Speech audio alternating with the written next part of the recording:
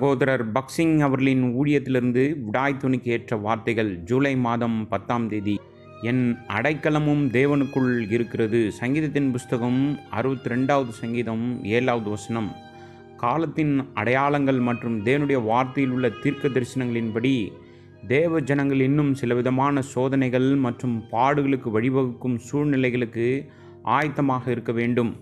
ஆனால் நாம் வாசம் செய்யும் இடம் நாம் அடைக்கலமாக பாதுகாப்புக்காக ஓடி இருக்கக்கூடிய ஒரு பாதுகாப்பான அடைக்கலமாக இருப்பதால் நம்முடைய தேவனுக்கு நாம் நன்றி சொல்வோம்.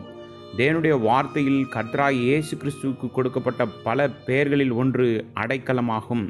சங்கீதத்தின் புஸ்தகம் 18வது சங்கீதம் 2வது வசனத்தில் நாம் பார்க்கின்றோம், கர்த்தர் என் கன்மலையும் என் கோட்டையும் என் இரட்சகரும் என் தேவனும், நான் அடைக்கலம் புகும் என் துருகமும் என் கேடகமும் என் இரட்சண்ய கொம்பும் என் உயர்ந்த அடைக்கலமாயிருக்கிறார்.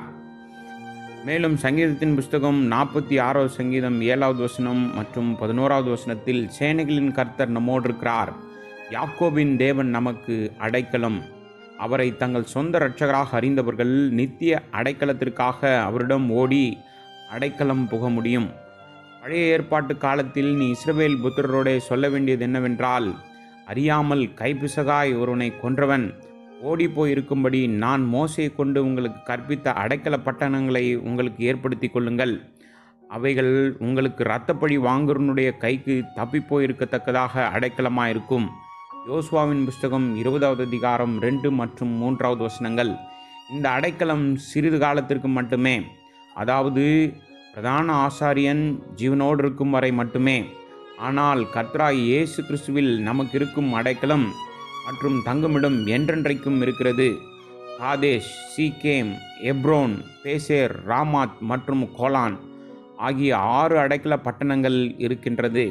கர்த்தராகிய இயேசு கிறிஸ்துவில் நமக்கு இருக்கும் அடைக்கலத்தை இன்னும் முழுமையாக புரிந்து கொள்ள இந்த பெயர்கள் நமக்கு உதவுகின்றன. காதேஷ் என்பது பரிசுத்தம்.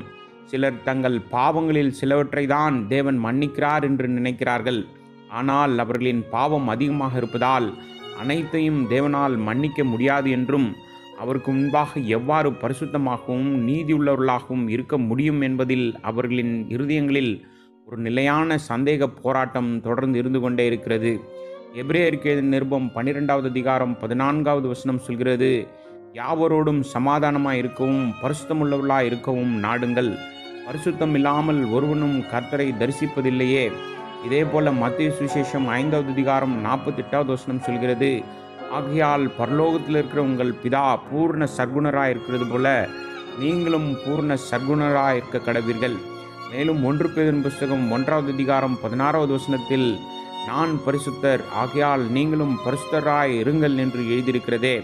பலர் தர்மம் செய்கிறார்கள், புனித யாத்திரை செல்கிறார்கள், சிலர் தங்கள் சரீரத்தை கூட துன்புறுத்தி கொள்கிறார்கள்.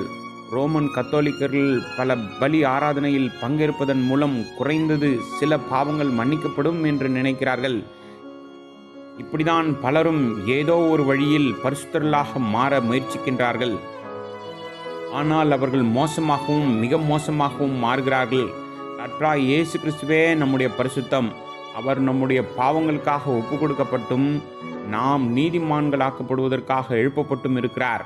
ரோமருக்கு நிருபம் 4வது அதிகாரம் 25வது வசனம், அவர் நமது கடந்த கால, நிகழ்கால மற்றும் எதிர்கால பாவங்கள் அனைத்தையும் மறைக்கிறார். இது ஒரு முழுமையான இரட்சிப்பாகும். பல சந்தர்ப்பங்களில் இந்த உண்மை பல ஆண்டுகளுக்கு பிறகு நம்முடைய அனுபவமாக மாறுகிறது. தேவன் இரக்கமுள்ளவராக இருப்பதால் சில பாவங்களை மன்னிக்கிறார் என்று பிசாசு நம் இருதயங்களில் சந்தேகங்களை உருவாக்குகிறான். ஆனால் மற்ற எல்லா பாவங்களையும் மன்னிக்க ஒருவர் நோன்பிருந்து பிரார்த்தனை செய்ய வேண்டும், புனித யாத்திரை செல்ல வேண்டும் அல்லது தர்மம் செய்ய வேண்டும். இப்படிதான் பிசாசினால் பலர் வஞ்சிக்கப்படுகிறார்கள். 1 கொரிந்தியர் புஸ்தகம் 1வது அதிகாரம் 30வது வசனத்தில், கர்த்தராகிய இயேசு கிறிஸ்துவே தேவனால் நமக்கு ஞானமும் நீதியும் பரிசுத்தமும் மீட்புமானார். அவர் நமக்கு முழுமையான இரட்சிப்பை தருகிறார்.